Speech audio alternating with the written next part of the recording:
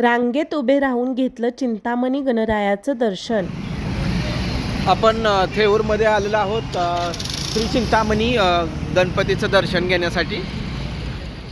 नमस्कार मंडळी, आज आम्ही पुण्याला एका महत्त्वाच्या कामासाठी आलो होतो आणि परतीच्या प्रवासात मनात एकच विचार आला, इतकं जवळ आलो आहोत तर श्री क्षेत्र थेऊर इथल्या चिंतामणी गणरायांचं दर्शन घेतल्याशिवाय कसं जायचं।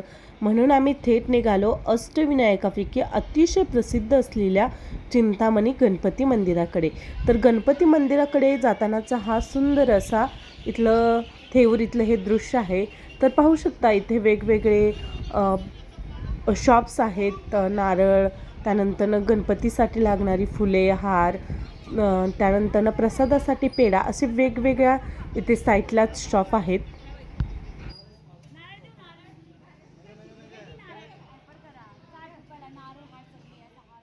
आत्ता आपण आलेलो आहोत श्री चिंतामणी मंदिर थेऊर येथे। तर हे आहे ते मुख्य प्रवेशद्वार आहे। मंदिराच्या प्रवेशद्वाराजवळ पोहोचताच एक वेगळीच शांतता आणि भक्तिमय वातावरण अनुभवायला मिळालं। सभोवतालची भक्तांची गर्दी, गणपती बाप्पा मोरयाचा जयघोष आणि मंदिराची सुंदर रचना मन अगदी प्रसन्न झालं। एंट्री करतानाचं दृश्य पाहताना असं वाटत होतं की इथल्या प्रत्येक पावलात भक्ती आणि इतिहास दडलेला आहे। थोडंसं पुढे गेल्यावर मंदिर परिसराचं अप्रतिम सौंदर्य पाहायला मिळालं। शांत वातावरण, स्वच्छ परिसर आणि भक्तांच्या चेहऱ्यावरचं समाधान हे सगळं मनाला खूप भावलं। यानंतर आम्ही दर्शनाच्या रांगेत उभे राहिलो। दर्शनाची रांग जरी मोठी असली, लांब असली, तरी प्रत्येकाच्या चेहऱ्यावर फक्त एकच उत्सुकता, कधी एकदा बाप्पांचं दर्शन होतंय। रांगेत पुढे जात असताना एक खास गोष्ट पाहायला मिळाली। साईडला अष्टविनायकांचे सुंदर फोटो फ्रेम्स आणि वेगवेगळ्या मंदिरांची माहिती लावलेली होती। तर समोर पाहू शकता अष्टविनायक मंदिरे आणि त्यांची सुंदर छायाचित्रे पाहताना असं वाटत होतं की महाराष्ट्राची संस्कृती आणि श्रद्धा एका ठिकाणी अनुभवायला मिळत आहे। प्रत्येक फोटोसोबत त्या गणरायाचं वेगळं रूप, वेगळं महत्त्व आणि भक्तीचा सुंदर अनुभव दिसत होता। रांगेत उभे राहूनही तो वेळ खूप छान गेला।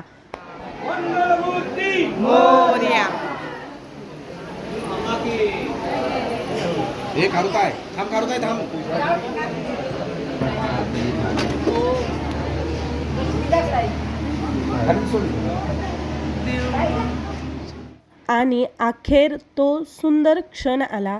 चिंतामणी गणपती यांच्या समोर उभं राहिल्यावर मन अगदी शांत झालं। सगळ्या चिंता, धावपळ, ताण त्या क्षणी जणू काही नाहीसा झाला। बाप्पाच्या चरणी फक्त एकच प्रार्थना केली, सगळ्यांच्या आयुष्यात सुख, शांती आणि समाधान राहू दे।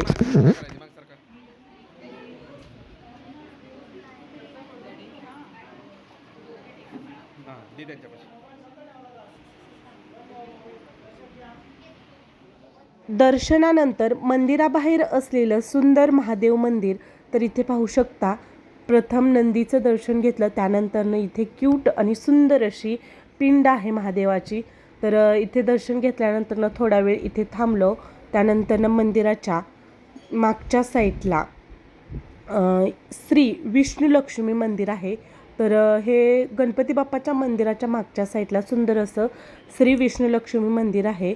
तर तुम्हाला मी दर्शन घडवून आणते ह्या व्हिडिओच्या माध्यमातून। तर पाहू शकता हे आहे ते श्री विष्णू लक्ष्मी मंदिर आहे आणि हा असा मंदिराच्या आसपासचा परिसर आहे। तर थोडा वेळ इथलं शूट घेतलं, त्यानंतरनं मस्त असं मंदिराच्या परिसरात सर्वजण बसून प्रसन्न अशा वातावरणात, भक्तिमय वातावरणात आमच्या गप्पा रंगल्या।